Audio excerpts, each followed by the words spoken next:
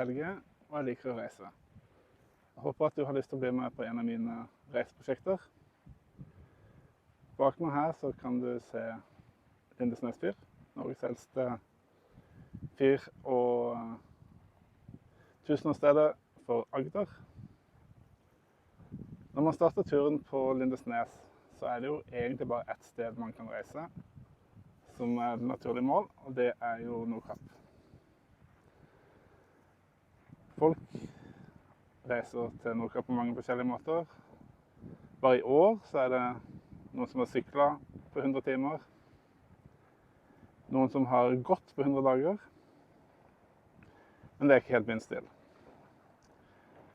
Jeg er litt mer bedagelig anlagt, men liker å ha en liten utfordring på det. Så jeg skal reise med lokalbuss, lokal- og regionalbuss, for å være helt spesifikt, til Nordkapp. Det er selvfølgelig den svenske youtuberen Fredskrunk som har vært inspirasjonskilden for dette her. Han har reist masse forskjellige steder, og det største prosjektet hans var jo fra Smygehuk til Karesuando og til Treriksrøysen. Så hva mener jeg med lokalbuss? Lokalbusser og regionbusser, det er de bussene som blir kjørt av, eller på oppdrag av fylkeskommunene. Det betyr at det er ingen ekspressbusser, ingen flybusser, ingen private selskap som jeg skal reise med. Kun lokale busser.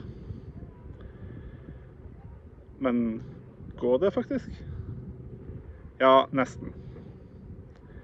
Det er et par steder som jeg må jukse litt grann, så får vi håpe at dere klarer seg gjennom fingrene på alle de videreverdighetene som skal til. Så her ved krysset på Lindesnes fyr så kunne bussturen ha startet. Imidlertid så går bussene til Lindesnes kun om sommeren, frem til skolestart. Og skolestart var tidligere denne uka. Så derfor blir første delen av turen på beina.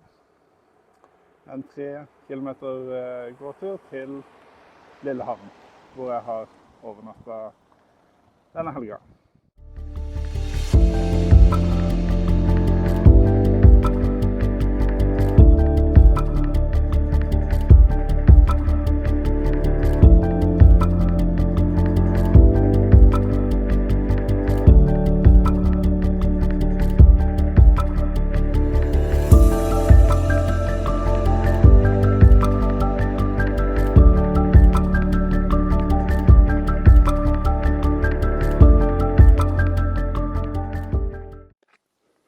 Ja, da var de 3 kilometerne overstått. Jeg kommer til Lillehamn kryss. Mangler et busskilt. Den skulle stått på toppen her.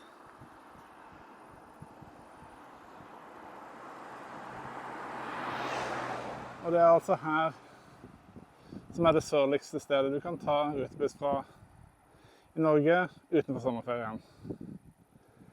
Og her kommer jeg tilbake igjen i morgen tidlig.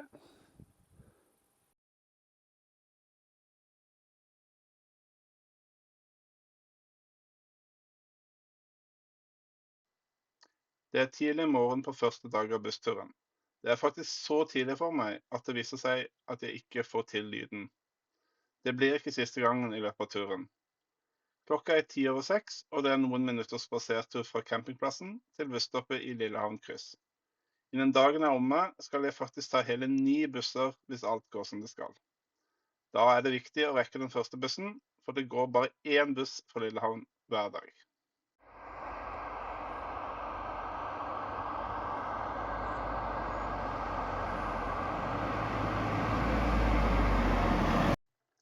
Og allerede på første buss er det noe som ikke går som det skal. Sjåføren i minibussen forteller at han har blitt sendt ut ekstra i dag tidlig, fordi kollegaen hans ikke fikk start på den vanlige bussen i Vigeland. Innen vi kommer til Spangereid, er minibussen nesten full av elever som skal til den videregående skolen i Mandal.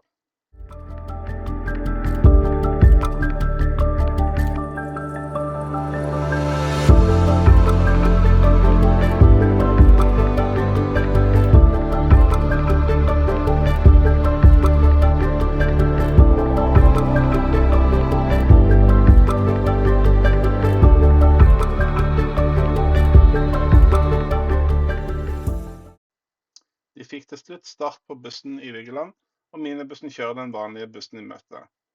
Sjåføren i minibussen har skolekjøring snart, og har ikke mulighet til å kjøre helt inn til Vigeland. Den vanlige bussen har parkert i Svennavik, og her blir det en kjapp overgang. Den flotte morgensola gjør det imidlertid vanskelig å filme fra bussen.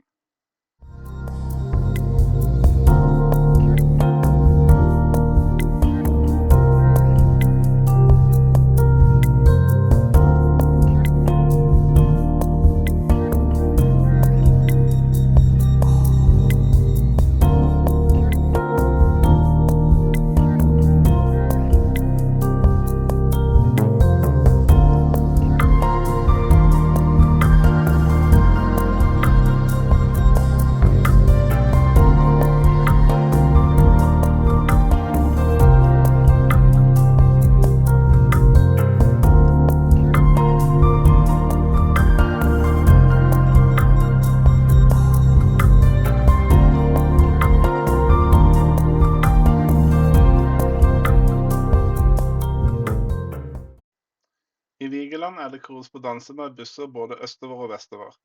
Og heldigvis for meg og elevene er vi i rute, tross bussproblemer. 3 minutter er nok for å gå 100 meter til neste busstopp.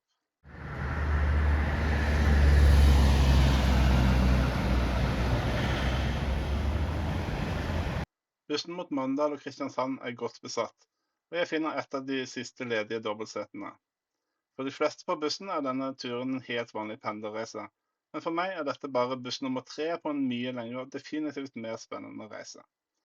Langs Gamleveien er det nå noe lettere å filme denne fine sensommermorgenen.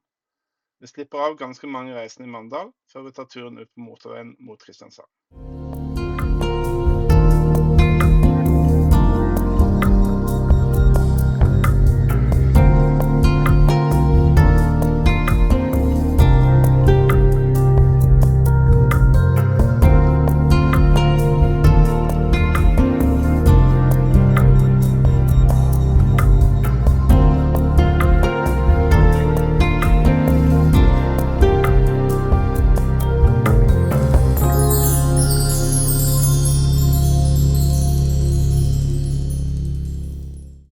Motorveilandskap er noe av det minst spennende å se på når man er ute og reiser, og det er nok av motorvei denne morgenen.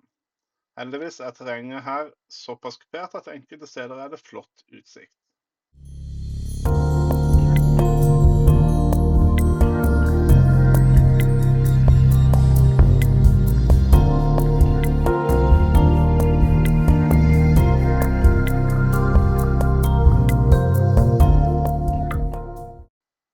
Velkommen til min hjemby Kristiansand. Det er like over 19 år siden jeg flyttet herfra, men det er fortsatt dette som er hjemme. Tilknytningen til byen kjennes likevel mindre etter at min mor som bodde her, døde for 2,5 år siden. Det føles likevel godt for hjertet å komme til Kristiansand, gå i Markedsgate og rundt på torget, se Wergelandsparken og Domkirka. Det er en nydelig reisedag, byen har ikke helt våknet opp, selv om klokka snart er 9. Og det er en glede å ta dere med og vise litt fra hjembyen.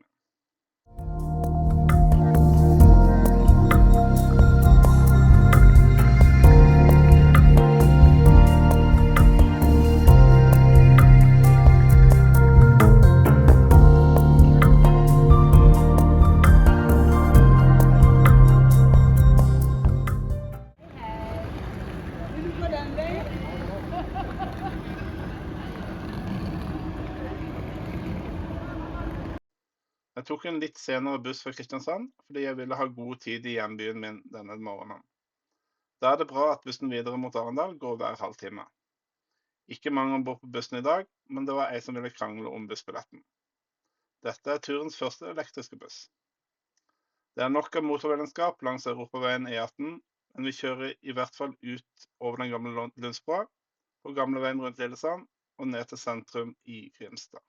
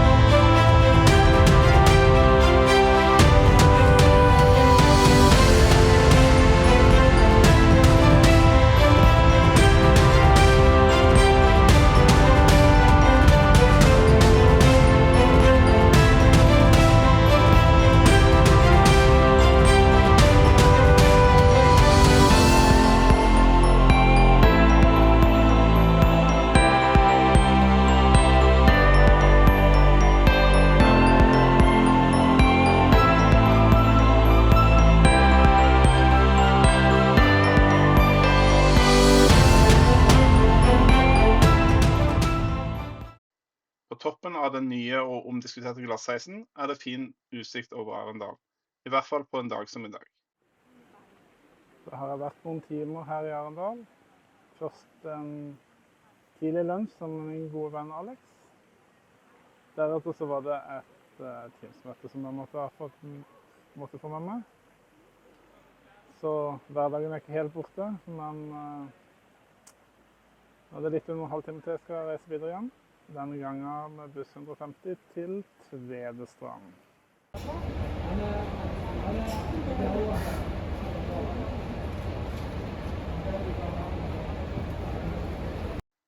Det langt flere reisende ombord på en noe enklere buss mot Tvedestrand og Risør. Bussen følger motorveien mellom byene, og definitivt ikke noe mer enn kun en transportetappe på dagens tur. Litt interessant å se på og filme.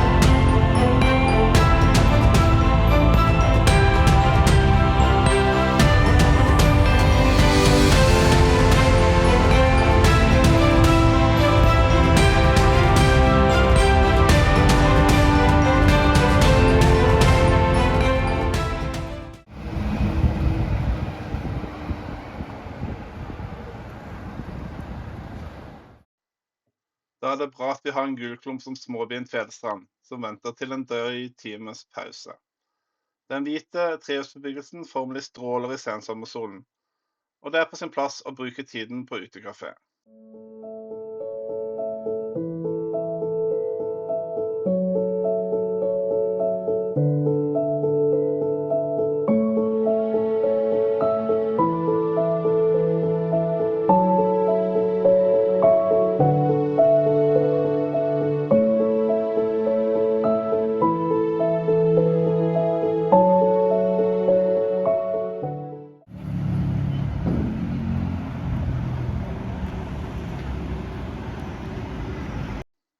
Den naturlige reisen videre ville være mot Risør og Grønland. Men mellom Brokelandsheia og Kragerø går det ingen lokalbusser, og når man har et alternativ, så bruker man det. Rute 158 kjører 1 gang om dagen fra Tvedestrand til Åmli, og bussen blir nesten utelukkende brukt av elever ved Tvedestrand videregående skole. Så dermed går turen min bort fra kysten og innover i landet.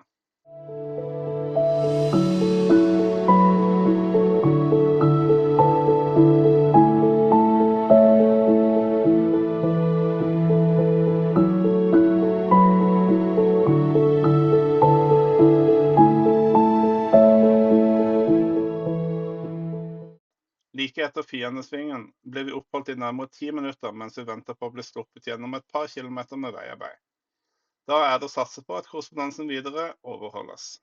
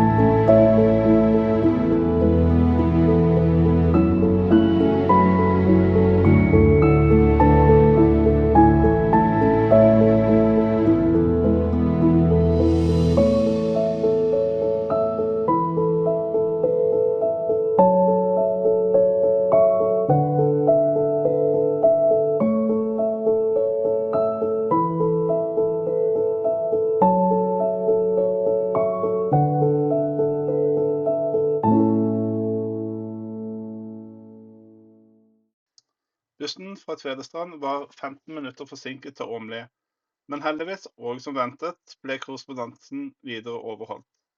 Flere andre skulle med minibussen videre, og de som pendler helt fra Treungen til den videregående skolen i Tvedestrand, har virkelig en lang pendlervei hver dag. Etter Treungen følger vi østsiden av Nisservannet helt til Vrådal, for et fantastisk vær å reise i. Vi har også kommet til turens andre fylke, Telemark.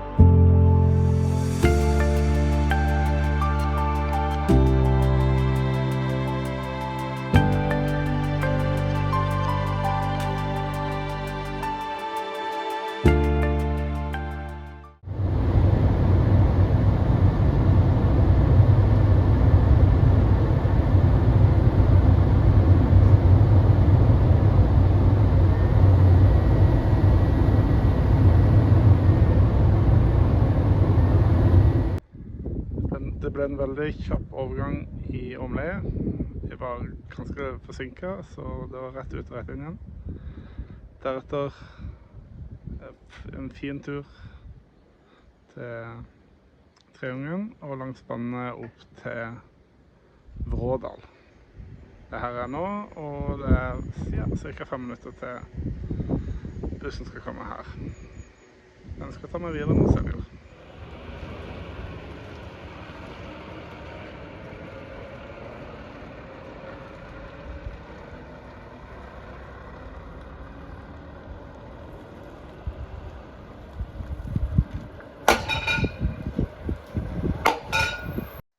Turen fra Vrådal til Seljord tar bare 45 minutter, men det er mye å se og oppleve på veien.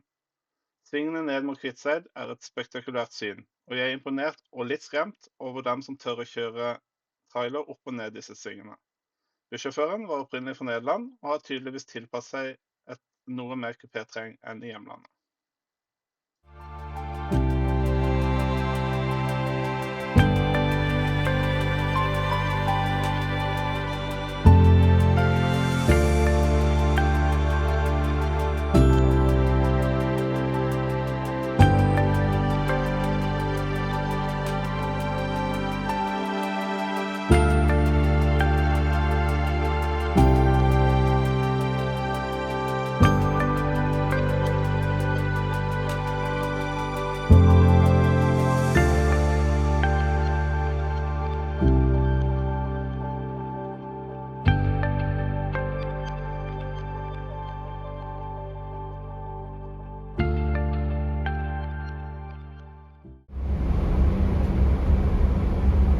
Annelijs Jos rond het til Dalen.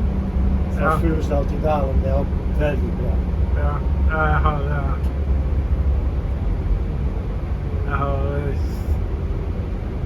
har reist via de svingene der før. Den var ikke den var skal. Ja, disse svingene er trengere, kortere i dreien. Det er ambisiøst å komme der med semitrailer, altså.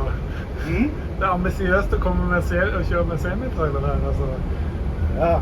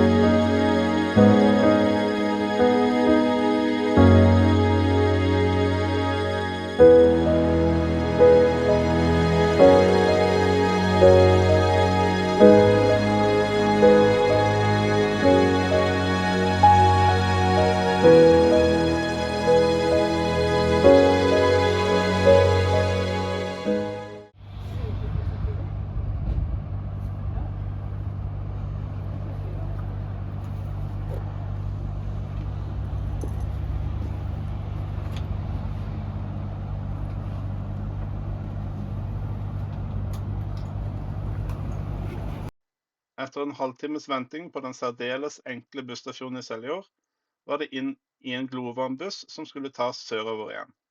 Jeg hadde håpet å få filmet Seljordsvannet og kanskje fått med noe som kan tolkes som Seljordsvarmen, men det var for varmt å sitte på solsiden av bussen, og gjenskinnet fra sola på skitnet bussvindu gjorde det bortimot umulig å filme.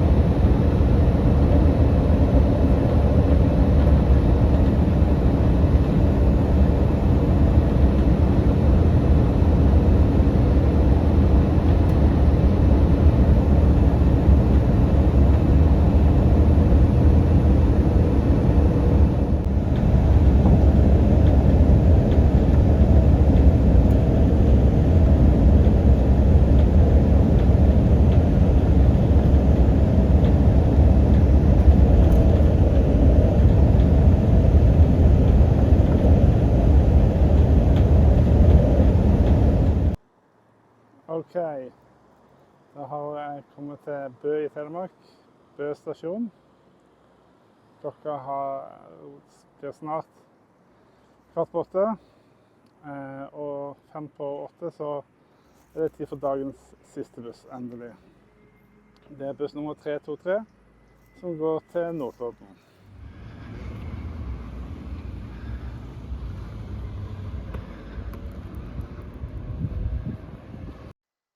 Det var en nokså tom buss som tok med den siste turen til Notodden. De eneste, bortsett fra meg, som reiste langt, var 2 slitne karer som spilte bort alle trygdepengene sine på nettkasino på mobilen, med lyden på. Det ble en flott soloppgang i det bussen nærmer seg Notodden.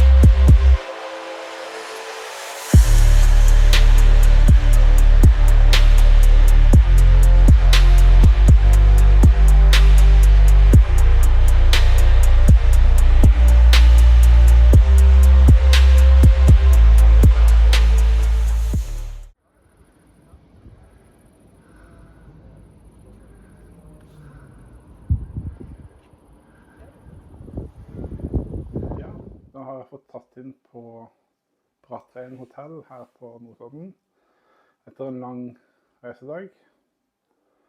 Det er en av de lengste, men ikke den lengste reisedagen som er planlagt på turen. Så nå skal det bli godt å få en god natts søvn, for i morgen tidlig så er det på'n igjen. Og da i morgen så er det en av reisedagene som jeg har både glede og gruer meg til. Den kan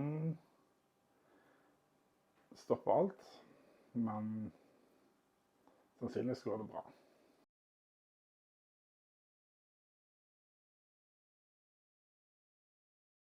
God morgen. Klokka er snart 20. Første bussen i dag er kun ned til Notodden, så et par kilometer. Der får jeg se om jeg kan få kjøpt meg litt å spise. Og så er neste buss.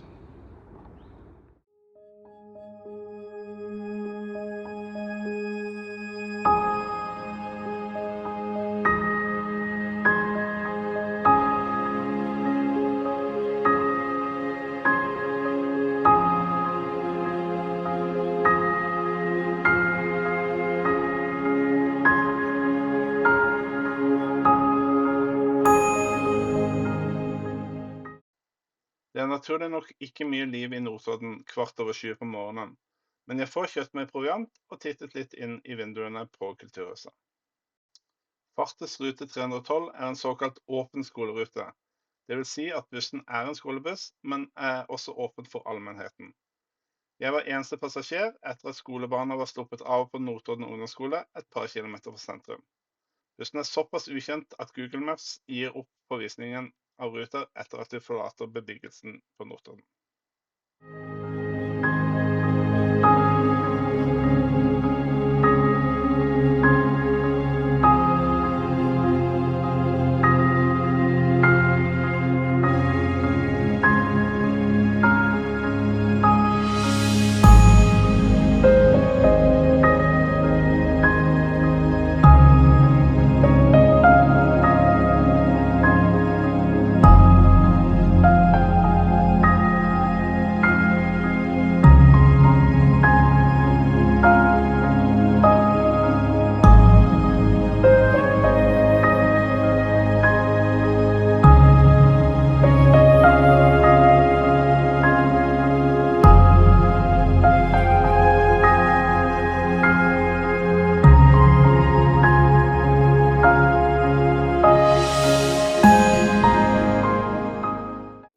Ja, da har jeg kommet til Bolkesjø.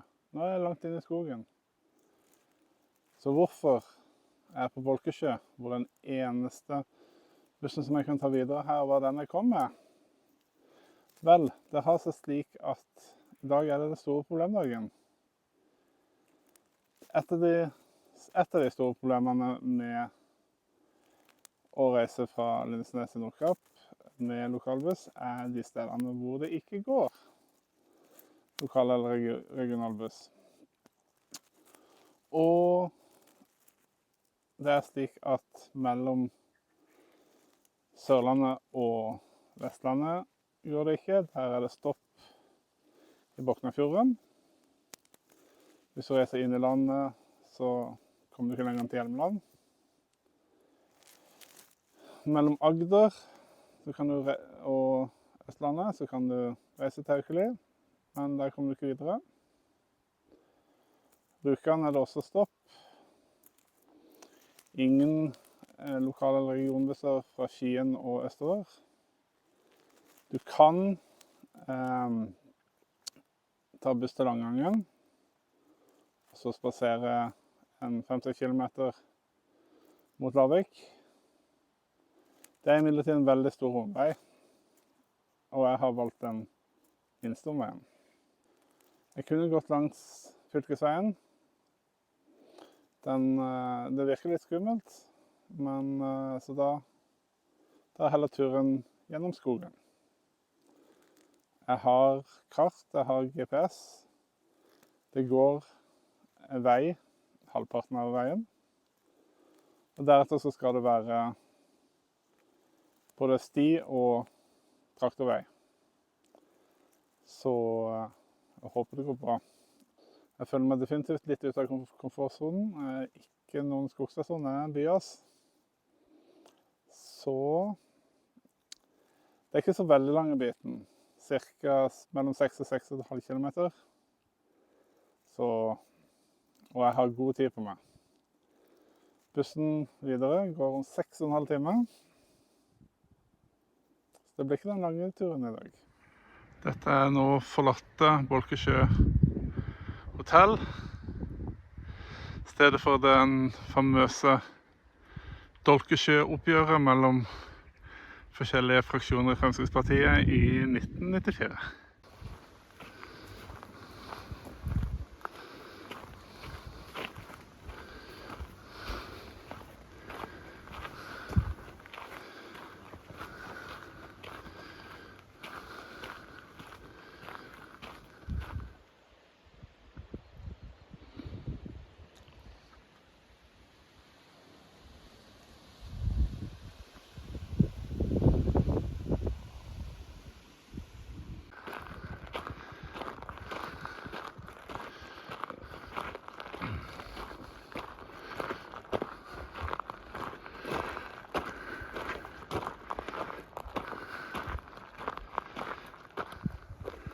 Ja, da skal vi av grusveien og inn på stien.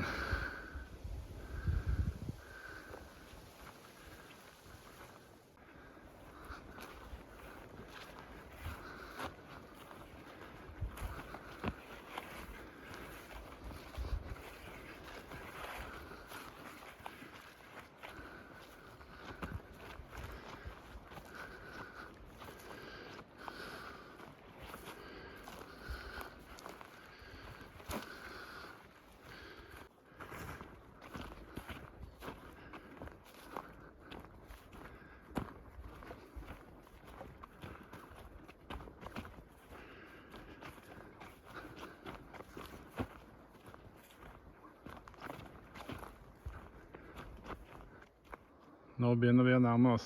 Bare 700 meter nå til Storås og ut til veien og busstoppet.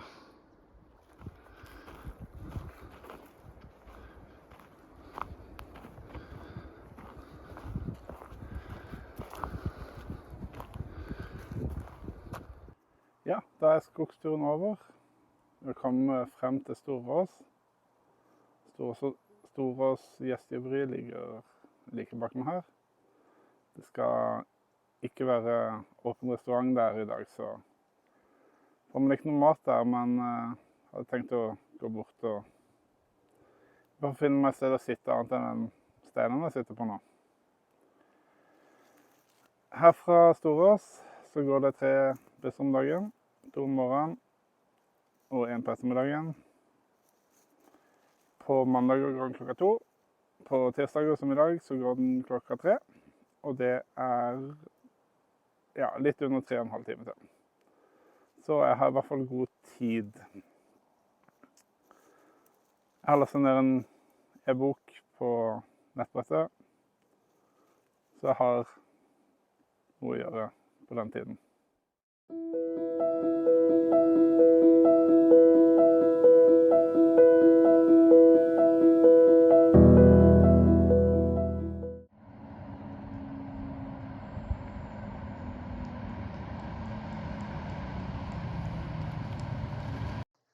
Brakars rute 415 kjøres vest for å frakte skoleungdommer til og fra de mer isgrensete strøkene nordvest for Kongsberg. Passasjerer på tilbaketuren til Kongsberg denne ettermiddag er bare meg og en syklist som har benyttet finværet til terrengsykling. Vi er også kommet til turens 3. fylke, Buskerud.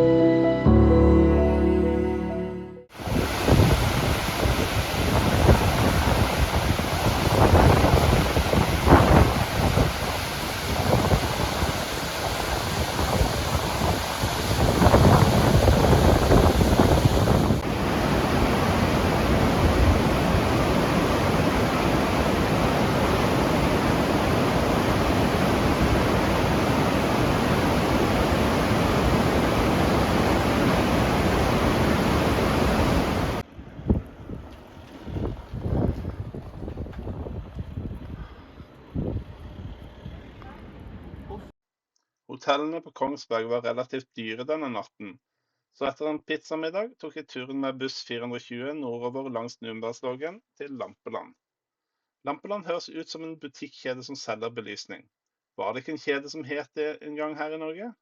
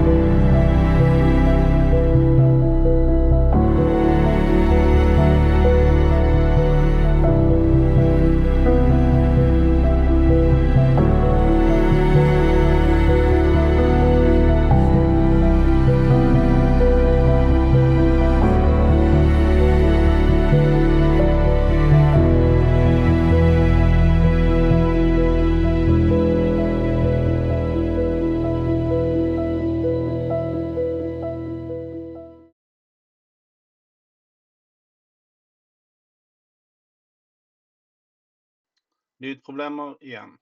God morgen. Jeg kan varmt anbefale overnatting på flotte Lampeland hotell. Og jeg angrer litt på at jeg ikke tok middagen her i går. Jeg har sovet godt, men ikke lenge nok. Klokka er nå 6:30, og 7:30 går bussen videre mot Geilo.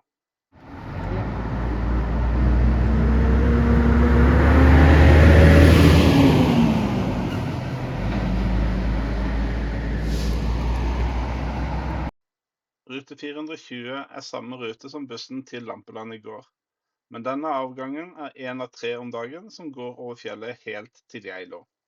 Den følger Numedalen, med Numedalslågen og den delvis nedlagte Numedalsbanen, som følgesvenner helt til Rødberg. Der klatrer veiene oppover i fjellene, før det går bratt ned mot Dagali, og til slutt sportsmetropolen Geilo.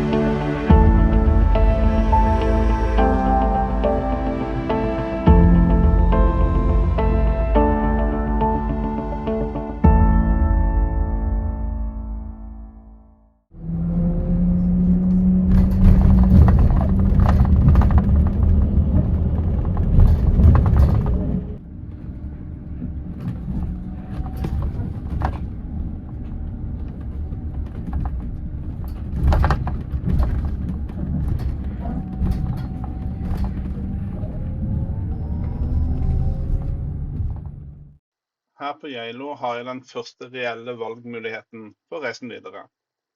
I den opprinnelige reiseplanen så skulle jeg fortsette østover via Gol og Fagernes og ta bussen over fjellet til Lærdal. Slik var det i ruteplanen både i vår og i sommer, men den eneste daglige avgangen over fjellet er ikke i høstens ruteplan. Plan B var en overnatting i Aurland, men i hjertet av Fjord-Norge var overnattingsstedene enten fulle eller ekstremt dyre. Det skal veldig mye til før at jeg bruker 4000 kroner på en overnatting. Dermed blir plan C over Hardangervidda og til Eidfjord. En busstur via Lærdal eller Aurland ville spart inn en hel reisedag. Men en tur over Hardangervidda er ikke å forakte. Og innen bussen går, så skal jeg kose meg her i solveggen på Geilo stasjon. Mange av turgåerne som skulle ta bussen videre, kom med toget fra Oslo. For det var nesten utelukkende turgåere som tok bussen over Hardangervidda. Den lille elbussen tar oss over et goldt, men spektakulært landskap.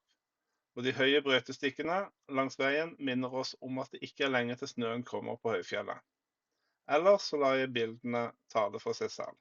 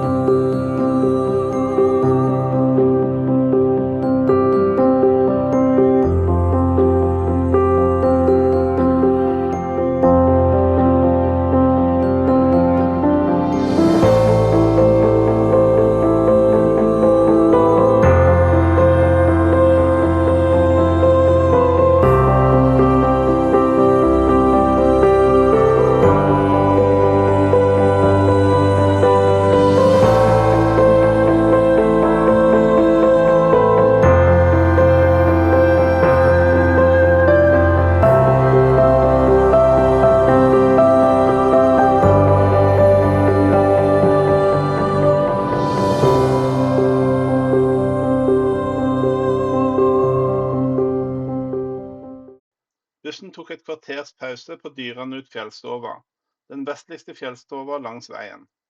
Her fikk vi strukket litt på beina før turen nedover fra fjellstova på 1245 meter over havet og ned til fjorden. Her på Dyranut har vi også nådd turens 4. fylke, Vestland.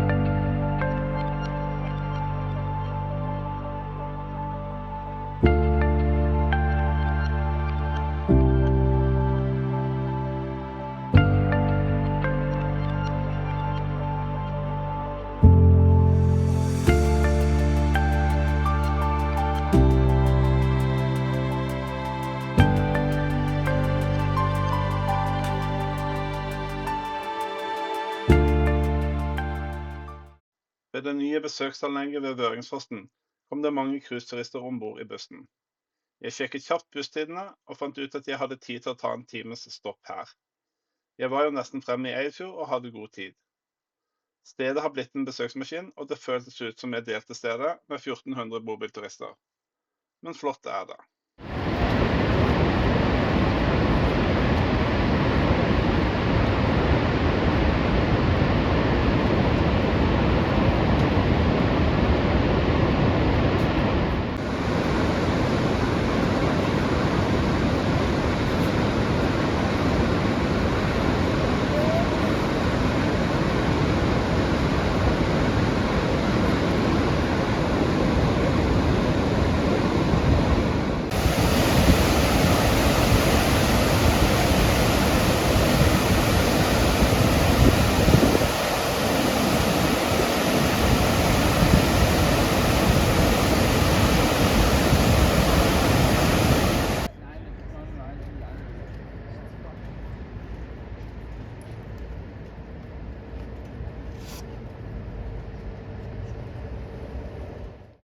Nedover spiraltunnelene var det bortimot umulig å filme med et mobilkamera. Så skal du se den spektakulære naturen der, må jeg dessverre henvise til andre videoer. I Eidfjord hadde jeg endelig kommet til Fjord-Norge.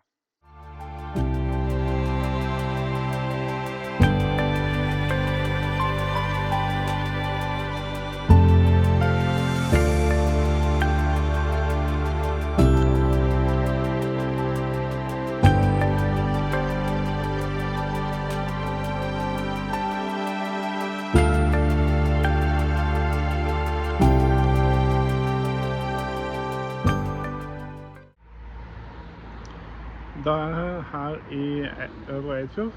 Jeg har nettopp vært innom Norsk Natursenter og besøkssenter for Hardangervidda nasjonalpark. Det var greit, ikke sånn superengasjerende, men helt ok. Nå har jeg en lang kveld foran meg, bare slappe av. Hotellet i Øvre Eidfjord gir meg unektelig en viss Bates Motel-følelse. Det er først utenfor storbyene at man kan få særretten til å flyte fritt. Men jeg sov godt, og pannekaker til middag med laks og hermetisert pære smakte helt utmerket.